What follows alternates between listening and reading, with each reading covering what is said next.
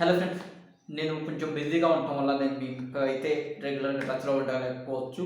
Okay, ఏమనుకోకండి. ఇక దానికి వచ్చేటప్పటికి మీరు నన్ను అయితే క్షమించాల్సి ఉంటుంది. వెనకాల మీకు స్క్రీన్ పైన అవుతుంది కదా, హ్యాకర్స్ వాడే 5 ఆయుధాలు అని చెప్పేసి. ఇవి ముఖ్యంగా చాలా వరకు యూజ్ చేస్తారు. వీటిని ఆయుధాలు అనేకంటే టెక్నికల్ గ్యాడ్జెట్స్ అనొచ్చు. ఇవి నా పరిభాషలో ఏంటంటే ఆయుధాలు అనే అంటాను అనమాట. ఆయుధాలు టూల్స్ కింద కూడా వస్తాయి. ఇవి వచ్చేటప్పటికి ఏంటవి, అలాగే ఎలా యూజ్ చేస్తారు ఏంటి అనేది నెక్స్ట్ వీడియోస్లో అయితే తెలుసుకుందాం. ముందు అవేంటి ఆ 5 అనేది అయితే ఈ వీడియోలో చూపించడం జరుగుతుంది. అలాగే మీకు లింక్స్ కింద డిస్క్రిప్షన్లో కూడా ఇస్తాను, మీరు అక్కడ నుంచి అయితే చూసుకోవచ్చు.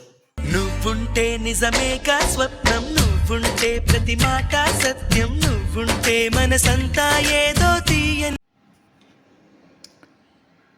హలో ఫ్రెండ్స్, ఇప్పుడు మీకు ఇక్కడ చూస్తున్నారు కదా, ఇది ఒక కంపైలర్ అనమాట.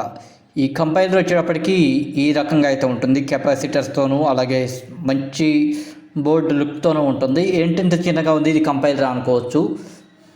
ఇక్కడ మీరు చూడండి, tectonics Digispark ATtiny 85 USB development board Digistump mini Arduino compiler. అంటే ప్రోగ్రామింగ్స్ రాసే వాళ్ళు ఏం చేస్తారంటే కంపైలింగ్ కోసం జేకే కాపియర్ అంటే జావా యొక్క ఫీడ్బ్యాక్స్ ఇవంటి ఉంటాయి కదా, వీటన్నింటినీ కంపైల్ చేస్తూ ఉంటాం దీన్ని యూజ్ చేసి. ఇక నెక్స్ట్ వచ్చేటప్పటికి sub robotics pro micro V5 16M mini Leonardo micro controller development board for UNO R3. ఇది వచ్చేటప్పటికి చాలా శక్తివంతంగా ఉంటుందన్నమాట. ఇవన్నీ కెపాసిటర్స్ అని చెప్పుకోవచ్చు. యూజ్ చేయడం కూడా తెలియాలి వీటిని. ఓకే, నెక్స్ట్ వచ్చేటప్పటికి generic ESP8266 node MCU ESP8266 and Lua America WiFi internet of things development board CP2102 IoT.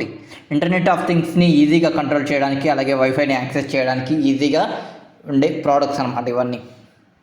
Next వచ్చేటప్పటికి రోబోట్లీ UNO R3 SMD board 80 mega 328p with USB cable compatibility Arduino IDE projects.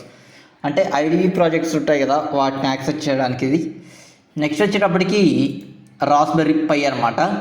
ఇది వచ్చేటప్పటికి ఒక చిన్న computer అనుకోవచ్చు. దీన్ని use చేసి మనం ఒక పెద్ద కంప్యూటర్ని కూడా యాక్సెస్ చేయొచ్చు. అంటే ఇది వచ్చేటప్పటికి ఇంత చిన్నగా ఉంది కంప్యూటరా అనేది అనొచ్చు. మనం కూడా త్వరలోనే రాస్బెర్రీ పై ఒకటి తెప్పించి ఒక మంచి కంప్యూటర్ని అయితే బిల్డ్ చేద్దాం. ఆ వీడియో కూడా నేను నెక్స్ట్ వీడియోలో మీకు చూపిస్తాను. Thanks for watching. జై హింద్. ఈ వీడియో ద్వారా మీరు హ్యాకర్స్ ఉపయోగించే 5 టూల్స్ గురించి తెలుసుకున్నారని చెప్పి ఆశిస్తున్నాను. నెక్స్ట్ వీడియోలో మళ్ళీ కలుద్దాం.